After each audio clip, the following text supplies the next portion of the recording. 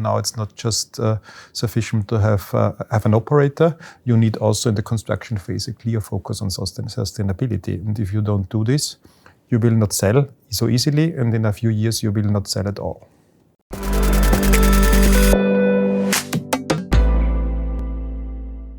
Today, I have the great pleasure to speak with Dr. Andreas Köttl, the CEO of Value One, a real estate developer and manager, and one of our most active partners here at our platform in Vienna. Andreas, I think your new headquarters is probably the most or the nicest office building that I've ever seen. Yeah. Thank you very much for taking the time today to speak with me about the future of the real estate and construction industry. It's a pleasure. I'm happy to be here. So my first question would be that I think that traditionally the real estate and construction industry is not the most innovative sector. I think you might disagree here, and I think it might also not be the case for Value One, but just in general. If you agree, why do you think that is? And if you disagree, also please explain. I think the answer is not so black and white. I think in the past it was very clear that the real estate business is more about the choice of the right site and then to build something there. But recently it has changed fundamentally because now it's important that you have additional qualities for a building like sustainability. And now the real estate developers, they start to be driven by ESG and taxonomy needs and also by technology. So you have to cope with the need for new techniques, for innovation. And this has changed the whole business fundamentally in the I would say in the recent 1 and 2 years.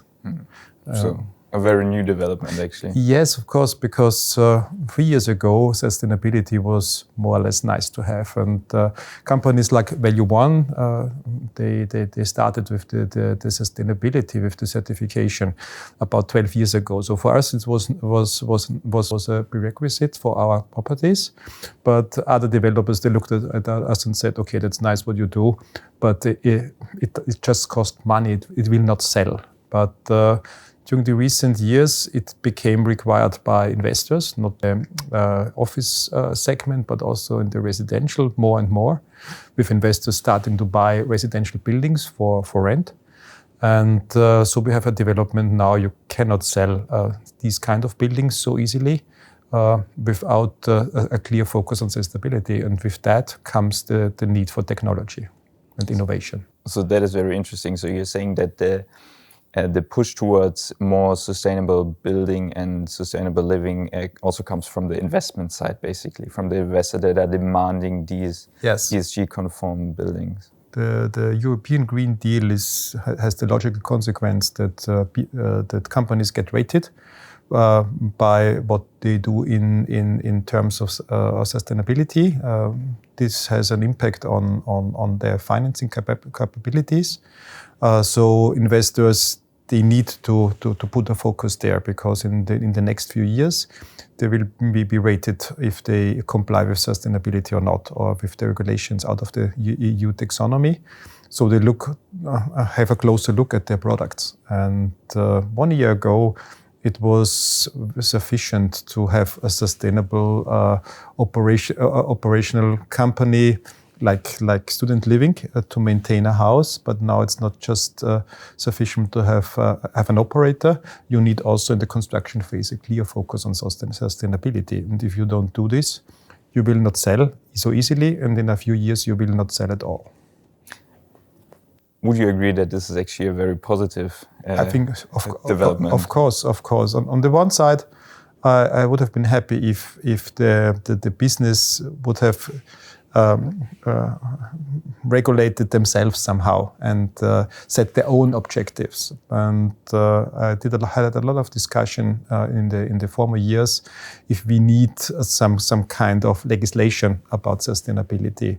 Now we don't have exact legislation, but we have very clear demand from the European Union, and that forces us as a business to comply with sustainability. So on the one hand, I'm happy that I have this pressure now. On the other hand, I would have been more happy if we would have regulated ourselves and seen this need before and not been driven by someone else. Yeah, of course, that would have been nicer. But I mean, like the building and construction industry, I think account for almost 40% of global greenhouse gases. So this is definitely a massive impact on the environment. Sure, and we as real estate developers, we are in the circle, we are in the center because we design buildings together with our architects, of course. We are responsible for constructions and we sell to our customers. So a good friend of mine sometimes said the circle of blame starts with the developer. So it was always the circle who is responsible for sustainability. But it was clear about 10 years ago that it's the developer who has to take care of sustainability. He is the start at the end of everything. Not the construction company itself, because they will set up the building as the developer demands. It's the developer who has the product design, and he has to take care of that. And what do you think is the role of the consumer, of the tenant in the end? The tenant, the tenant behavior or the choice he makes is very important. At the end, the choice of each and every customer, the end customer, is important to drive sustainability. We see it in the food industry. 5 or 10 years ago, it was not so important to provide green food. Things like that. And if the end customer wants some residential space which is sustainable, then we as an industry we have to comply. So I think this is the logical next step after legislation from the European Union, that people become aware that it's important to live sustainable and they demand sustainable products. And this will be a very big move in the industry, not being forced, but complying with customer need. And I think this is important. And we are just one step away. Again, a very positive development that you're not just forced by legislation, but actually just pushed by the demand of investors as well as consumers towards. That's how it should be at the end. It should be, and that's how successful products are created, that there is a customer need. You cannot force people or businesses all the time. You need to force them at the very beginning and then let market take its course. And I think this is a very good development, and I'm very positive that it will end up in the right way. So I think in addition to being the CEO of Viertel One, you are actually also the president of the Austrian Sustainable Building Council. A very important thing for me that we drive things in the right direction. And it was quite a hard business 10 years ago because no one saw it necessary to certificate buildings. It was always said, okay, that's marketing. You just do it for marketing. But now we see we don't do it for marketing, and we did it to reduce the carbon impact and of the fossil gases. So we do it for a very good purpose. And now it's by legislation, it seems that it's acknowledged what we did. And now, of course, ÖGNI is very successful and sought after, and we are very busy fulfilling the needs of our members. So we are in the midst of this business now, but we knew it 10 or 15 years before. But during the last 2 or 3 years, it became more aware how important that is what we do. Yeah. So you were maybe in a way also ahead of the curve and also maybe ahead of customer demand? A very early mover, very early. It's already nearly too early because it took a long time and it needed a long breath to keep upright here. But now it's obvious that it was necessary, and now everyone sees that was the important and the right step. It is really taking off, yeah. I think like one of your concepts, the district heating and cooling energy concept that you implemented in Viertel Zwei, was even recognized by a report by Bill Gates about new innovative green technologies. Can you maybe talk a little bit about the concept and what it meant for Value One? It's a concept, in fact, set up by one of our partners who does the technical work here and then the concept work. and we already implement that to all our other buildings. And it's about generating up to 80% of the cold and warm water, especially the warm water in the winter now, out of resources on site. And so we don't need fossil energy here, but we take whatever we have at warmth or the cold media out of the specific project, and fulfill the energy needs of our customers. Unfortunately, it's not allowed to produce energy and use it on the more than on the own side. So you cannot sell it on the we market. cannot sell it, so that's still a problem. But as soon as this is possible, our concept will even grow. So that kind of sounds like you think that policymakers are kind of even, slowing down the process towards a more sustainable. I would not say that they slow it down. They are not fast enough. I think there's a lot of things going on now. It's a lot of change. It needs to change old and antiquated systems, and that will not take place in 1 or 2 years. But there's a lot of movement. And you can recognize that if you look into the market, the old incumbents, they're struggling. They see that change is coming, that they need to refocus on other energy sources. It's satisfying to see this, that after all, there is a certain movement. Hopefully it's not too slow. It's always that what I see when we set ourselves goals to accomplish certain developments until 2030 or 2040.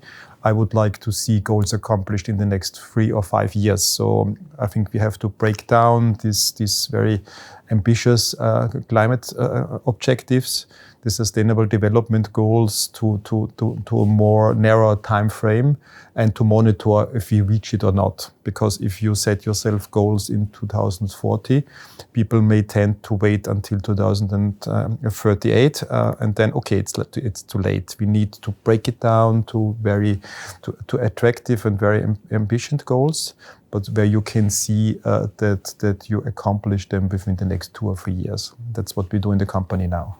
I couldn't agree more. I mean, it's especially easy for executives to, set goals for 2050 at a time when they probably won't be executives anymore. Yeah. It's too late to have these far range goals.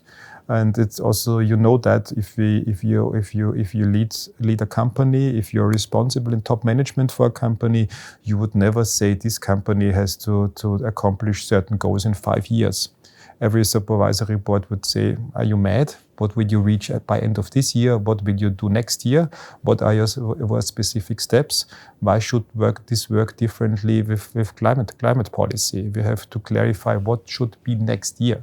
And as soon as we don't have this narrow time frame, we will struggle to have really, really ambitious and measurable goals. Are there any specific steps or initiatives that you think real estate developer or construction companies should take now and that they are maybe not doing? There's a lot of developments regarding sustainable operation of buildings. So to provide community, to provide the social aspect of ESG. I think the Value One is in a very good way, and other companies as well.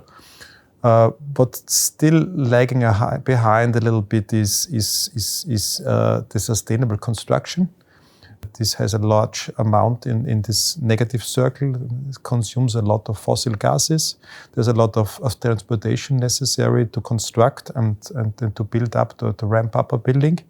So we should focus a little bit more there in modular construction, where specific parts of the buildings constructed not on site but abroad and brought to the site in half constructed manner. So this would help a lot to reduce the transport and the consumption of fossil energies on the way, on the construction, from the material, to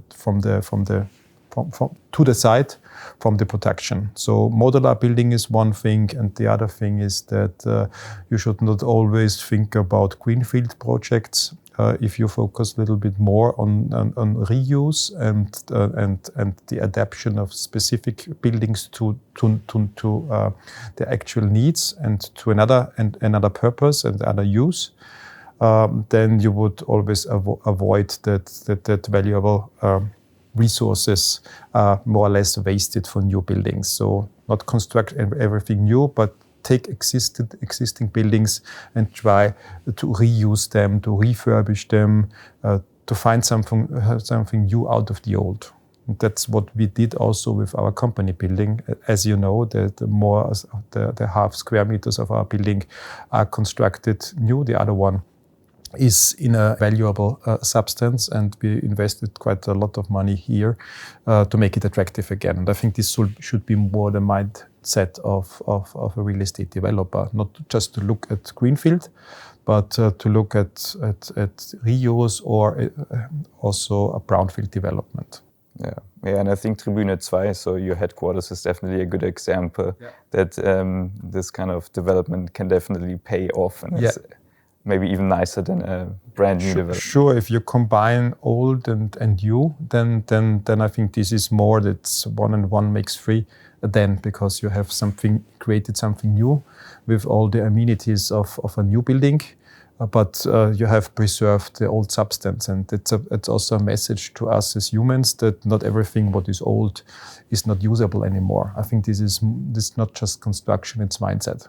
And I mean, I checked the statistics, and the construction itself accounts for almost 10% of global greenhouse gas emissions. And I think this is kind of massive. Like most people would never imagine it to be that high. So that really shows how much of an impact little changes in how construction is done can have. Yeah, and as I already said, it's our decision as real estate developers. It's our decision how the future will be. It's not the construction company, because the company does whatever we order, what we want to be built, and it's not the customer, because sometimes the customer we have to be quicker than the customer. We have to design the product first, and maybe there's not even a demand of the customer yet. But in the moment when he sees our product, then he says, I want to have this.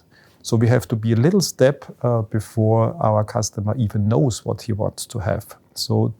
But not too early, of course, because then we would maybe die on our way. In the process of changing the world. Yes, this is not what's meant, because then we would lose a lot of energy if we fail. But failing sometimes is good, because it has something to do with try and error, and that's fine. But not too much, of course. And so to find the right way, not following the trodden path, but finding something new and create a new product, I think that made companies successful out of the real estate business. And I think that's a good role model.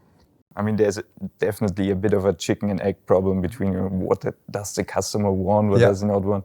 You know, this is also a big discussion when we are talking about the mobility space, about EVs.